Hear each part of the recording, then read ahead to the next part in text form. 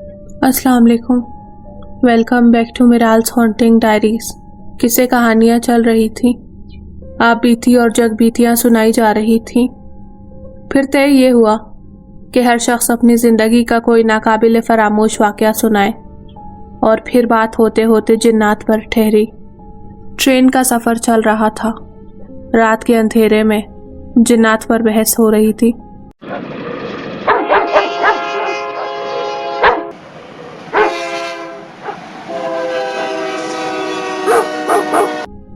इतने में फुरकान मामू ने बोला, सबसे पहले मैं आपको एक वाक़या नहीं 2 वाक़यात सुनाऊंगा। फुरकान मामू ने अपने इर्द गिर्द अच्छी तरह कंबल लपेटते हुए कहा, ये दोनों वाक़यात सच्चे हैं और मैं बज़ाते खुद इनका शाहिद हूँ। मामू, क्या आपने जिन देखे हैं? दूल्हा अकबर ने पूछा। अकबर को किस्से कहानियों से बहुत दिलचस्पी थी, इसलिए जब इसे मालूम हुआ कि बड़ों की महफिल में किस्से कहानियाँ चल रही हैं और किसी भी जिन्नात के, तो वो फ़ौरन छोटों की महफिल छोड़कर इधर आ गया। हाँ अकबर, ना सिर्फ मैंने जिन देखे हैं बल्कि मैंने इनकी आवाज़ भी सुनी है। फुरकान मामू गोया हुए। यह अलीगढ़ की बात है और इन दिनों का जिक्र जब मेरी उम्र 14-15 साल होगी। हमारे मोहल्ले के एक बुज़ुर्ग सूफ़ी अमजद हुसैन फजर के वक्त गली के लोगों को नमाज के लिए बेदार करने आया करते थे। इनका तरीक़ाकार ये था कि वो जिस घर के सामने पहुंचते, पहले इस घर के दरवाजे पर डंडे बरसाते, फिर इस घर के मकीन का नाम लेकर पुकारते, अरे ख्वाजा साहब उठ जाओ, नमाज का वक्त हो गया। और जब तक अंदर से आवाज़ ना आ जाती कि अच्छा सूफ़ी साहब उठ गया हूँ, उस वक्त तक वो आगे ना बढ़ते। सूफ़ी अमजद को मालूम था कि इस मोहल्ले के कितने लोग नमाज़ पढ़ते हैं जो नमाज़ पढ़ने के आदी ना थे, बख्शते वो इन्हें भी नहीं थे। इनका दरवाज़ा भी इस वक्त तक पीटते जब तक जवाब ना मिल जाता, लेकिन वो सूफ़ी साहब का कुछ बिगाड़ नहीं सकते थे, बस लिहाफ में तिल मिला कर रह जाते। सूफ़ी अमजद को सबसे ज़्यादा डॉक्टर तारिक को उठाने में दिक्कत पेश आती थी। डॉक्टर तारिक भी बड़े मज़े की चीज़ थे। पता नहीं इन्हें क्या बीमारी थी कि वो बैठे बैठे सो जाते थे। मरीज़ की नब्ज़ पर इनका हाथ है। मरीज़ बड़ी शिद्दत से अपना हाल बयान कर रहा है और डॉक्टर तारिक की गर्दन झुकती चली जा रही है। मरीज समझ रहा है कि वो नब्ज पर हाथ रखे बड़ी तवज्जो से इनका हाल सुन रहे हैं, लेकिन वो हाल से बेखबर किसी और दुनिया में पहुंचे होते थे। मरीज चौंकता इस वक्त था जब डॉक्टर साहब की गिरफ्त नब्ज पर ढीली पड़ जाती और इनके हाथ बेजान होकर नीचे ढलक जाते और डॉक्टर साहब के खराटे सुनाई देने लगते। मरीज बेचारा इन्हें हिलाता तो डॉक्टर साहब चौंक कर उठते और इससे पूछते, अच्छा ये तो बताओ खांसी तो नहीं? बेचारा मरीज फिर से शुरू हो जाता। इनका घर हमारे घर के सामने था। वो खराटे इतनी ज़ोर से लेते थे कि हमारे घर तक इनकी आवाज़ आती, बल्कि पूरी गली में इनके खराटे गूंजते। इन डॉक्टर साहब को सूफ़ी अमजद को उठाने में बड़ी दिक्कत पेश आती थी, क्योंकि दरवाजे पीटे जाने की आवाज़ और ख़ुद इनकी आवाज़ डॉक्टर साहब के खराटों में दब जाती। सूफ़ी अमजद बेचारे उठा उठा कर तंग आ जाते। तब कहीं जाकर डॉक्टर साहब की मरियल सी आवाज़ आती, अच्छा सूफ़ी साहब, शुक्रिया। इनकी आवाज़ सुनकर सूफ़ी साहब कहते, देखो दोबारा ना सो जाना। ये कहकर आगे बढ़ जाते। क्या वो उठकर दोबारा सो जाते थे? अकबर ने पूछा। हाँ, कभी कभी ऐसा भी होता था। सूफ़ी साहब जब लोगों को उठाकर वापस आते तो डॉक्टर तारिक का दरवाज़ा एक मर्तबा और बजाकर गुजर जाते। सूफ़ी साहब के अलावा एक और पार्टी और नमाजियों को उठाने आती थी। ये लोग सूफ़ी साहब से बहुत पहले आते थे। इस वक्त गहरा अंधेरा छाया होता था। ये लोग ढोलक की थाप पर कुछ गाते हुए गुजर जाते। वो क्या गाते थे ये समझ में ना आता। आवाज़ों से महसूस होता कि 3-4 आदमी हैं। ये लोग गाते बजाते तेज़ी से गली से गुजर जाते। ये कौन लोग थे किसी को मालूम नहीं था। मोहल्ले के सब लोग इन्हें फ़कीर ही समझते थे। मैं इन दिनों 8वीं या 9वीं में पढ़ता होऊंगा। मेरे हम उम्र लड़कों ने एक दिन प्रोग्राम बनाया कि हमें भी मोहल्ले के लोगों को उठाने के लिए कुछ करना चाहिए। ढोलक तो कहीं से मिलना मुश्किल थी, लिहाजा ये प्रोग्राम बना कि टीन के कनस्तर से ढोलक का काम लिया जाएगा اور کوئی قوالی گاتے ہوئے گلیوں سے گزر جائیں۔ خیر، صبح کو جب میری ڈھولک اور گانے کی آواز سے آنکھ کھلی تو میں خاموشی سے اوپر سے اتر آیا اور دروازے کی کنڈی کھول کر چپ چاپ ان لوگوں کے قریب آنے کا انتظار کرنے لگا۔ میں نے گھر کا دروازہ نہ کھولا تھا، دروازے کے پیچھے چھپا کھڑا تھا۔ میرا ارادہ یہ تھا کہ میرے دوست جیسے ہی قریب آئیں گے تو میں فوراً دروازہ کھول کر شور مچاتا ان کے سامنے آ جاؤں گا۔ میں انہیں دہشت زدہ کرنا چاہتا تھا۔ وہ لوگ گاتے بجاتے جیسے ہی میرے گھر کے سامنے آئے، میں نے تیزی سے دروازہ کھولا اور چیخ مار کر ان لوگوں کے اوپر کود گیا۔ ان لوگوں کے اوپر کودتے ہی گانے بجانے کی آواز بند ہو گئی اور مجھے ایسا محسوس ہوا جیسے ٹیپ کو ہائی سپیڈ پر چلا دیا گیا ہو۔ بس چین چون چاں کی سی آوازیں سنائی دینے لگی۔ میرے دوست بڑے شرارتی تھے۔ میں نے سوچا کہ یہ خود ڈرنے کے بجائے مجھے ڈرانے کی کوشش کر رہے ہیں۔ گلی میں گہرا اندھیرا تھا، کچھ دکھائی نہیں دے رہا تھا۔ میں نے انہیں پکڑنے کے لیے ایسے ہی ادھر ادھر ہاتھ چلائے تو میرے کانوں میں ایک اجنبی آواز پڑی، ہم وہ نہیں ہیں، تمہارے دوست پیچھے آ رہے ہیں۔ اس آواز کو سن کر مجھے احساس ہوا کہ میں غلطی پر ہوں۔ میرے دوست ابھی نہیں آئے تھے۔ میں نے فقیروں کی ٹولی کو اپنا دوست سمجھ کر انہیں ڈرا دیا تھا۔ میں گلی کی سمت بڑھا جدھر سے ان لوگوں نے آنا تھا اور چند منٹوں کے بعد میں نے گلی کے اگلے سرے پر پھر گانے بجانے کی آوازیں سنی۔ اس وقت میرے دل میں خیال آیا کہ یہ فقیروں کی ٹولی نہیں تھی، وہ میرے اپنے ہی دوست تھے اور مجھے دھوکہ دے کر چلے گئے۔ مجھے ان کی شرارت پر بڑا غصہ آیا۔ میں فوراً واپس آیا اور پھر دوڑتا ہوا ان کے نزدیک پہنچا۔ میرے قریب پہنچتے ہی وہ پھر ایک دم خاموش ہو گئے۔ میں نے غصے میں کہا، یار کیسر مجھے پریشان مت کرو، میں بھی تمہارے ساتھ چلوں گا۔ اچھا، تم مانو گے نہیں؟ آ جاؤ پھر ہمارے ساتھ۔ گانے بجانے کی پھر آواز آنے لگی۔ یہ آواز ذرا فاصلے سے آ رہی تھی۔ میں پھر ان کے پیچھے بھاگا۔ اب مجھے غصہ آ گیا، اس مرتبہ نہیں چھوڑوں گا، ان میں سے کسی ایک کو قابو کر لوں گا۔ میں جیسے ہی نزدیک پہنچا، گانا بجانا پھر بند ہو گیا اور آواز آئی، یہ ایسے نہیں مانے گا، اسے پکڑ کر اٹھاؤ۔ پھر مجھے بازوؤں سے دو لڑکوں نے پکڑ لیا اور تیزی سے مجھے بھگا کر لے چلے۔ مجھے یہ احساس ہوا کہ جیسے میں اڑ رہا ہوں۔ میرے گھر سے کافی آگے انہوں نے مجھے چھوڑ دیا۔ تب مجھے احساس ہوا کہ وہ مجھے چھوڑ کر کہیں غائب ہو گئے ہیں۔ اب دور تک کوئی آواز نہیں آ رہی تھی۔ میں نے سوچا شاید مسجد پہنچ گئے ہوں گے۔ مسجد نزدیک ہی تھی۔ میں دوڑتا ہوا مسجد میں پہنچا۔ مسجد کے دروازے میں بلب جل رہا تھا۔ میں نے دروازے میں کھڑے ہو کر مسجد کے اندر دیکھا۔ وہ بہت چھوٹی سی مسجد تھی۔ اس میں مشکل سے 40-50 نمازیوں کی گنجائش تھی۔ مسجد خالی پڑی تھی۔ میں واپس ہونے لگا تو میں نے مسجد کے پیش امام مولوی مختار کو دروازے کی طرف آتے دیکھا۔ میں فوراً رک گیا۔ میں نے سوچا کہ مولوی مختار سے پوچھ لوں گا کہ یہاں میرے دوست تو نہیں آئے۔ مولوی صاحب نزدیک آئے تو میں نے دیکھا کہ وہ کچھ غصے میں ہیں۔ میرے کچھ سوال کرنے سے پہلے ہی بولے، جاؤ گھر، ابھی ہماری نماز ہو رہی ہے۔ ان کے غصے سے ڈر کر میں وہاں سے بھاگ آیا اور سیدھا اپنے گھر آ کر سو گیا۔ صبح جب اسکول جانے کے لیے کیسر میرے گھر آیا تو میں نے دروازے سے نکلتے ہی اس سے شکایت کی، یار تم لوگ عجیب ہو، مجھے چھوڑ کر تم لوگ کہاں چلے گئے تھے؟ مجھے اگر اپنے ساتھ نہیں لے جانا تھا تو مجھ سے ساتھ چلنے کے لیے کیوں کہا تھا؟ کیسر میری بات سن کر حیران رہ گیا۔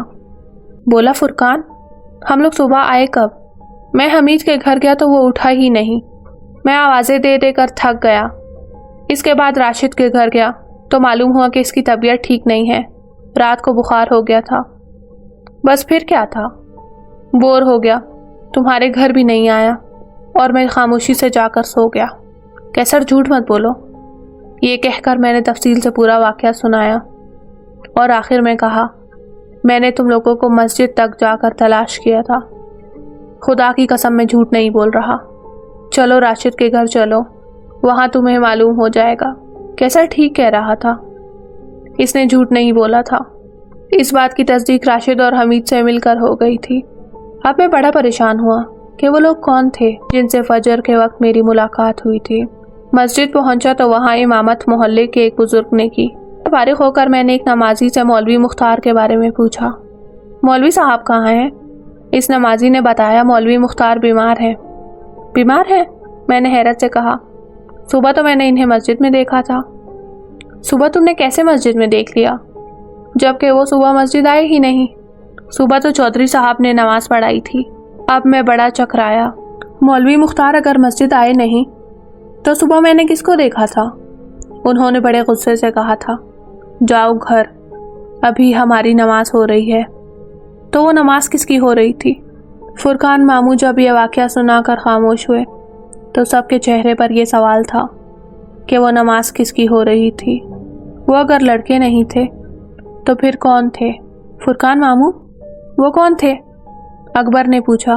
وہ جن تھے، فرقان ماموں نے اپنے گرد کمبل کو اچھی طرح لپیٹتے ہوئے کہا۔ اس کا مطلب ہے مسجد میں مولوی مختار کی صورت میں جو شخص آپ کے سامنے آیا وہ بھی جن تھا؟ بے شک، کیونکہ مولوی مختار اس صبح بیمار تھے، وہ گھر سے نماز پڑھانے نکلے ہی نہیں تھے۔ کیا جن بھی نماز پڑھتے ہیں؟ اکبر نے پوچھا۔ ہاں، کیوں نہیں، انسانوں کی طرح جن بھی مسلمان ہوتے ہیں، نماز پڑھتے ہیں۔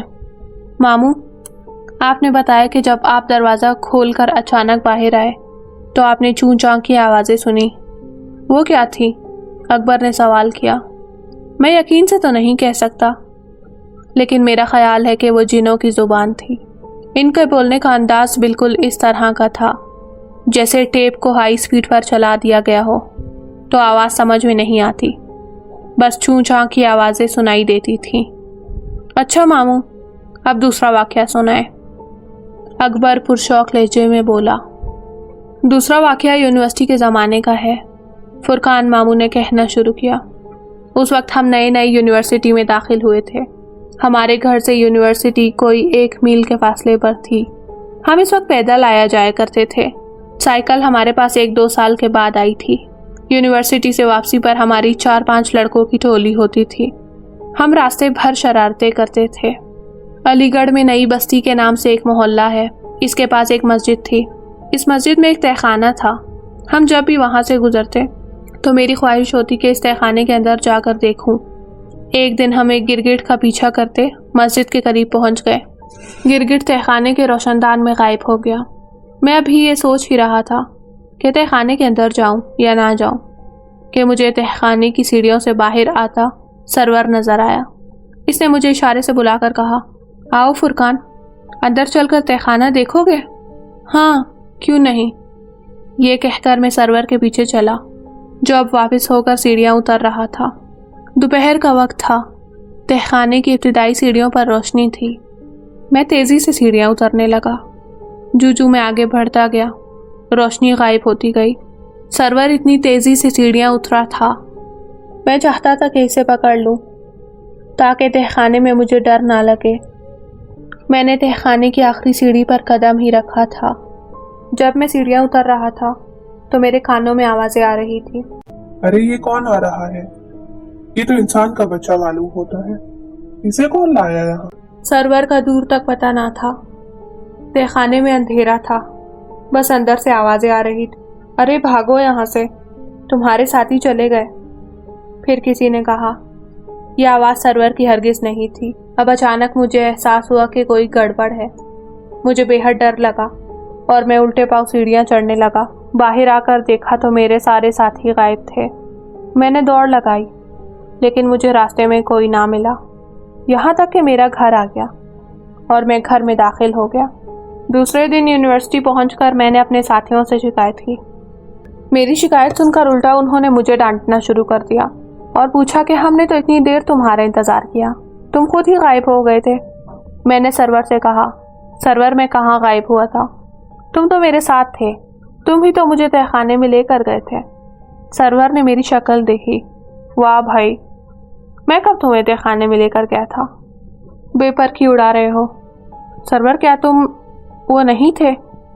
تم وہ نہیں تھے تو پھر وہ کون تھا جو مجھے تہخانے میں لے کر گیا تھا؟ کون بھائی، کس کی بات کر رہے ہو؟ سرور نے پوچھا۔ جواب میں نے اپنے دوستوں کو ساری رودات سنائی۔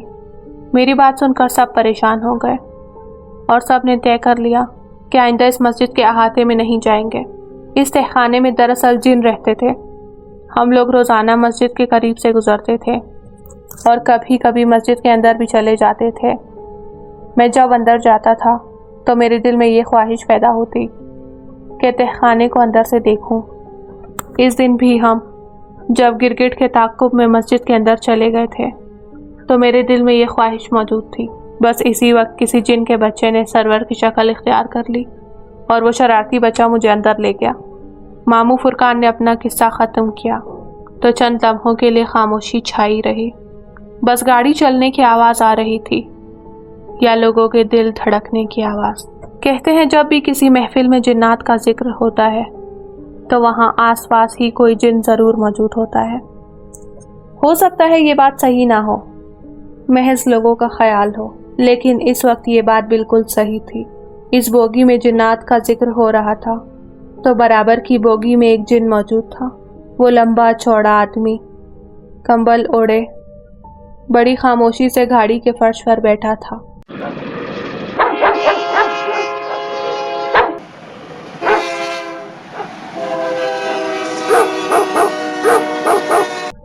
इस बोगी में टिकट कलेक्टर लोगों के टिकट चेक कर रहा था। टिकट चेक करते करते वो इस लंबे चौड़े आदमी के नज़दीक आया और बोला अपना टिकट दिखाओ। इस लंबे चौड़े आदमी ने जैसे सुना ही नहीं था, खामोशी से सर झुकाए बैठा था। तब कलेक्टर ने इसके कंबल का कोना पकड़कर हिलाया और कहा, भाई टिकट दिखाओ। अब इस लंबे चौड़े आदमी ने अपना सर उठाया और खाली खाली नजरों से टिकट चेकर को देखने लगा, जुबान फिर भी ना हिलाई। मेरी शक्ल क्या देख रहे हो, जल्दी से टिकट दिखाओ। टिकट कलेक्टर ने जरा सख्त लहजा इख्तियार किया। टिकट? इस लंबे चौड़े आदमी ने बड़ी मासूमियत से पूछा। हाँ भाई टिकट। क्या तुमने कभी टिकट देखा नहीं है? ना जी, मुझे तो नहीं मालूम कि टिकट क्या होता है, मैंने कभी नहीं देखा। जरा दिखाएं तो कैसा होता है। इसके लहजे में बड़ी मासूमियत थी। टिकट कलेक्टर को ये सुनकर गुस्सा भी आया और हंसी भी आई कि किस देहाती से पाला पड़ा है। इसने बराबर बैठे एक मुसाफिर से कहा, जिसका टिकट वो अभी चेक कर चुका था, ज़रा अपना टिकट इन्हें दिखाना। अब वो तफरीह के मूड में आ गया था। अच्छा जी। इस मुसाफिर ने अपनी जेब में हाथ डाला, लेकिन टिकट ना था। फिर इस मुसाफिर ने अपनी सारी जेबें टटोल ली, लेकिन टिकट ना मिला। पता नहीं जी किधर गया, अभी तो मैंने जेब में रखा था, मुसाफिर बोला। इस मुसाफिर से मायूस होकर टिकट कलेक्टर ने एक और मुसाफिर से कहा, आप अपना टिकट दिखाएं। इस मुसाफिर ने भी अपनी जेबें टटोली, लेकिन टिकट इसे भी ना मिला। इस तरह एक एक करके टिकट कलेक्टर ने सब मुसाफिरों से पूछा, लेकिन किसी की भी जेब से टिकट ना निकला। वो जिससे भी टिकट के लिए कहता, वो मुसाफिर बस अपनी जेबें टटोल कर रह जाता। फिर टिकट कलेक्टर को ख्याल आया कि इसकी जेब में भी कुछ टिकट पड़े हुए हैं। इसने अपनी जेब में हाथ डाला, फिर एक एक करके सब जेबें देख डाली, लेकिन टिकट ना मिलने थे, ना मिले। टिकट कलेक्टर की पेशानी पर पसीने की बूंदें चमकने लगी। ऐसी सूरत हाल कभी पैदा नहीं हुई थी कि पूरी बोगी में एक मुसाफिर के पास भी टिकट ना था, जबकि कुछ देर पहले सब ने अपने अपने टिकट दिखाए थे। क्या हुआ जी, आपने मुझे टिकट दिखाया नहीं? इस लंबे चौड़े आदमी ने अपने चेहरे से कंबल हटाते हुए कहा। इसका चेहरा किसी छिपकली की तरह बिल्कुल जर्द था। टिकट कलेक्टर ने फौरन इसके चेहरे से नजरें हटा ली। इसका चेहरा देखकर जाने क्यों इसे खौफसा महसूस हुआ। ठहरो जरा, मैं दूसरी बोगी में से टिकट लेकर आता हूँ। ये कहकर टिकट कलेक्टर दूसरी बोगी में चला गया। इसके जाने के बाद वो लंबा चौड़ा आदमी भी उठा और मुसाफिरों ने इसे दरवाजे की तरफ जाते देखा। 5 मिनट बाद वो टिकट कलेक्टर वापस आया। इसके हाथ में कई टिकट थे, लेकिन इस लंबे चौड़े आदमी की जगह खाली थी। किधर गया ये? टिकट कलेक्टर ने इसके करीब बैठे हुए मुसाफिर से पूछा। वो जी दरवाजे की तरफ गया था। टिकट कलेक्टर दरवाजे की तरफ आया, वहाँ कोई नहीं था। इसने टॉयलेट का दरवाज़ा खोला, वहाँ भी कोई नहीं था। गाड़ी बर्क रफ्तारी से चल रही थी। चलती गाड़ी से उतरने का सवाल ही पैदा ना होता था। टिकट कलेक्टर ने बराबर की बोगी में छान मारा, मगर वो कहीं नहीं था। फिर टिकट कलेक्टर वापस आया। अब वो इस बोगी में आया जिसमें बारात सफ़र कर रही थी। ये बोगी इस बोगी से मुल्हिक थी जिसमें वो लंबा चौड़ा आदमी बैठा था। टिकट कलेक्टर ने सोचा, हो सकता है वो पीछे वाली बोगी में ना गया हो, आगे वाली बोगी में गया हो। جب وہ اس بارات والی بوگی میں آیا تو ماموں فرقان اپنا قصہ ختم کر چکے تھے اور سب دم بخود بیٹھے تھے۔ ٹکٹ کلیکٹر نے اس لمبے چوڑے آدمی کے بارے میں ان لوگوں سے استفسار کیا۔ نہیں جناب، ادھر کوئی ایسا آدمی نہیں آیا۔ ماموں فرقان نے ٹکٹ کلیکٹر کو میری سمجھ میں نہیں آتا، وہ اتنی سی دیر میں کہاں غائب ہو گیا؟ کیوں، کیا ہوا؟ کوئی خاص مسئلہ ہو گیا کیا؟ بڑا خاص مسئلہ ہے جناب، میں تو پریشان ہو گیا ہوں۔ ٹکٹ کلیکٹر نے پڑھے لکھے آدمی دیکھ کر سوچا کہ ان لوگوں کو وہ تفصیل سے اس آدمی کے بارے میں بتائے۔ ان لوگوں نے ٹکٹ کلیکٹر کو اپنے درمیان جگہ دے دی۔ تب ٹکٹ کلیکٹر نے جو اس پر گزری تھی کہہ سنائی۔ اس کا قصہ سن کر سب کے منہ حیرت سے کھلے کے کھلے رہ گئے۔ آپ نے اس کے ساتھ کوئی بدسلوکی تو نہیں کی؟ کچھ دیر کے بعد ماموں فرقان نے پوچھا۔ نہیں، میں نے صرف اس سے ٹکٹ مانگا تھا۔ جب اس نے کہا کہ کیسا ہوتا ہے، ٹکٹ ذرا دکھاؤ، تو میں نے اس کے برابر والے مسافر سے ٹکٹ مانگا۔ پھر وہ پوری بوگی کے مسافروں سے ٹکٹ مانگتا چلا گیا، لیکن کسی کے پاس ٹکٹ نہ ملا، حتیٰ کہ جو ٹکٹ میری جیب میں پڑے ہوئے تھے وہ بھی غائب ہو گئے تھے۔ پھر آپ ایک دوسری بوگی میں ٹکٹ لینے چلے گئے اور جب وہاں سے ٹکٹ لے کر آئے تو وہ آدمی غائب تھا۔ فرقان ماموں نے کہا، یہ اچھا ہوا کہ آپ نے اس کے ساتھ کوئی بدسلوکی نہیں کی، ورنہ مشکل میں پڑ جاتے۔ کیوں ماموں، کیا ہو جاتا؟ اس مرتبہ اکبر بولا۔ جانے کیا ہو جاتا، ماموں فرقان بولے۔ میں آپ کا مطلب نہیں سمجھا، ٹکٹ کلیکٹر نے پریشان ہو کر پوچھا۔ آپ کو کچھ اندازہ ہوا کہ وہ کون تھا؟ ماموں فرقان سے سوال کیا۔ نہیں جی، وہ جن تھا، ماموں فرقان نے بڑے اطمینان سے کہا۔ اس انکشاف پر سارے باراتیوں کی سٹی گم ہو گئی۔ ٹکٹ کلیکٹر کے جسم میں اچانک سردی کی لہر دوڑ پڑی، وہ کپ کپانے لگا، اس کے منہ سے وہ مشکل نکلا، جن؟ پھر یہ خبر بڑی تیزی سے گاڑی میں پھیل گئی کہ گاڑی میں جن آ گیا ہے۔ گاڑی میں جن؟ اس خبر کو جو بھی سنتا کپ کپا کر رہ جاتا۔ یہ خبر ایک مسافر سے دوسرے مسافر اور پھر ایک بوگی سے دوسری بوگی میں، یہاں تک کہ گاٹ تک پہنچ گئی۔ گاڑی اپنی برق رفتاری سے اڑی جا رہی تھی۔ سردی نے اور شدت اختیار کر لی تھی۔ اس زرد رو آدمی کو پورے گاڑی میں تلاش کیا جا رہا تھا، لیکن وہ کہیں نہیں ملا۔ جتنے مسافر بھی کمبل اوڑے بیٹھے یا لیٹے تھے، ان سب کے چہرے اچھی طرح دیکھ لیے گئے تھے، لیکن اس چھپکلی جیسی رنگت والے پراسرار آدمی کا کوئی پتہ نہیں چلا۔ ریلوے پولیس کا عملہ جو اس گاڑی کے ساتھ چل رہا تھا، اس نے ٹکٹ کلیکٹر کے ساتھ اچھی طرح ایک ایک ڈبہ، ایک ایک مسافر چیک کر لیا تھا، لیکن وہ پراسرار بندہ ہاتھ نہ آیا تھا۔ بارات والی بوگی میں خوف و ہراس پھیلا ہوا تھا۔ خواتین گانا بھول گئی تھیں اور کمبلوں اور لحافوں میں گھسی ایک دوسرے سے چمٹی ہوئی تھیں۔ بوگی کے دروازے تو بند تھے ہی، اب وہ دروازے بھی بند کر لیے گئے تھے جو ایک بوگی کو دوسری سے ملاتے تھے۔ آدھے گھنٹے بعد ایک بڑا اسٹیشن آنے والا تھا۔ لڑکوں نے بھی تاش کھیلنا بند کر دیا تھا اور اب بستروں میں گھسے بیٹھے تھے۔ رات کے 3 بجے تھے۔ گاڑی کسی سنسناتی گولی کی طرح اڑی جا رہی تھی۔